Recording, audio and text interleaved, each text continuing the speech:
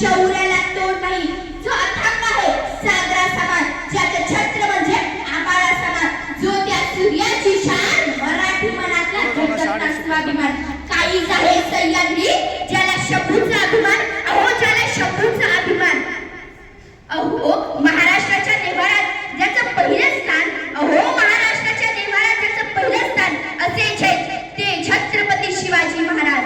गुजरात छत्रपती शिवरायांना प्रौढ प्रताप पुरंदर क्षत्रिय कुलवंश सिंहासनाधीश्वर राजाधिराज श्रीमंत श्री श्री श्री शिवछत्रपती शिवाजी महाराज की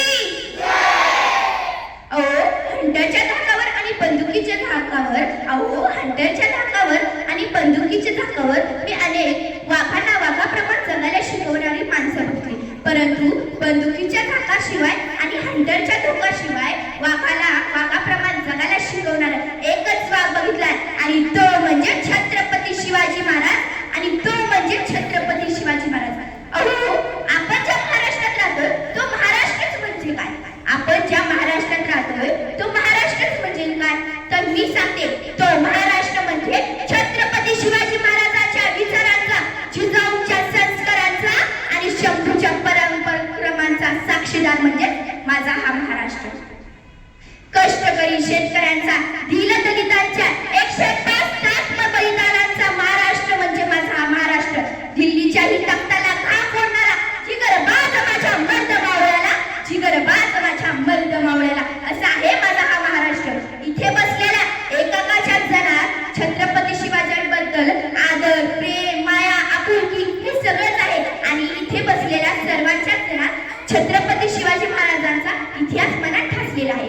परंतु तरी मी तुम्हाला छत्रपती शिवाजी महाराजांचा असाच एक प्रसंग सांगू इच्छिते. एकदा छत्रपती शिवाजी महाराज कर्नाटकाच्या मोहिमेवरून महाराष्ट्रात परत येत होते. बेलवाडी नावाचं एक छोटंसं गाव, तिथे एक छोटासा किल्ला, त्या किल्ल्याची ठाणेदार होती मल्लमा देसाई.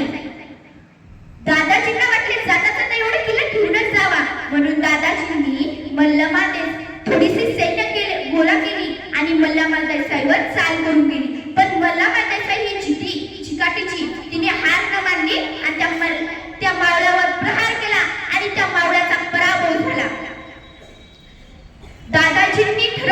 दादाजींना वाटले की एका बाईच्या हातून मावळ्याचा पराभव होणे शक्य नाही. त्यांनी अजून सैन्य गोळा केली आणि मल्लमावर चाल करून गेली, पण मात्र आता मल्लमाचा पराभव झाला. दादाजींनी ठरवलं की मल्लमा देसाईला कैद करायचे आणि छत्रपती शिवाजी महाराजांसमोर उभे करायचे. तेव्हा मल्लमाला कैद करत असताना मल्लमा आत गेली, आपल्या तान्या बाळाला घेऊन बाहेर आली आणि म्हणाली, आणि तिला राजासमोर उभे केले. तेव्हा तिच्या मनात विचार आला की जसा प्रत्येक राजा आपल्या गुन्हेगाराला शिक्षा देतो, तसा हाही राजा मला आणि माझ्या बाळाला शिक्षा देणार, म्हणजे मला आणि माझ्या बाळाला मारून टाकणार. आणि ती छत्रपती शिवाजी महाराजांसमोर गेली, त्यांना नतमस्तक झाली, मानाचा मुजरा केला आणि म्हणाली, राजा मी तुमची गुन्हेगार आहे, जी काही शिक्षा द्यायची असेल ती मला द्या, याच्यात माझ्या बाळाचा काहीही दोष नाही. हे शब्द ऐकून छत्रपती शिवाजी महाराजांनी आपल्या मावळ्याला आत पाठवलं. तो मावळा आत गेला आणि वाटी घेऊन आला. अहो त्या वाटीत काय होते, तर त्या वाटीत दूध होते. छत्रपती शिवाजी महाराजांनी मल्लमा देसाईचं मूल आपल्या मांडीवर घेतलं आणि त्याला प्रेमाने लाडाने दूध पाजलं आणि म्हणालं, हा जो दिसतोय हा कोण आहे, तर हा माझा भाचा. अहो म्हणजे तुम्ही तर आमच्या बहिणीच झाला, आणि कोणता भाऊ आपल्या बहिणीचं राज्य घेतो, तर आपल्या बहिणीचं राज्य घेत नसतो, तर आपल्या बहिणीला राज्य देत असतो, असं म्हणून छत्रपती शिवाजी महाराजांनी दादाजीकडून मल्लमा देसाईचं राज्य परतही केलं आणि तिला बांगडी आणि चोडी देऊन तिच्या बाळासोबत सुखरूप घरी पाठवलं. म्हणूनच मला असं वाटतं की जे जगाने केले ते छत्रपती शिवाजी महाराजांनी कधीच केलं नाही, आणि जे छत्रपती शिवाजी महाराजांनी ते केलं ते मी नाही केलं, तुम्ही नाही केलं, आणि या जगातल्या कोणीही नाही केलं. अहो छत्रपती शिवाजी महाराजांनी आपल्या आयुष्यात नेहमी स्त्रियांचा आदर केला, त्यांचा सन्मान केला, आणि जी कोणी खास स्त्री मला ऐकत आहे, बघत आहे, तिला मला एवढं सांगू इच्छिते की अगं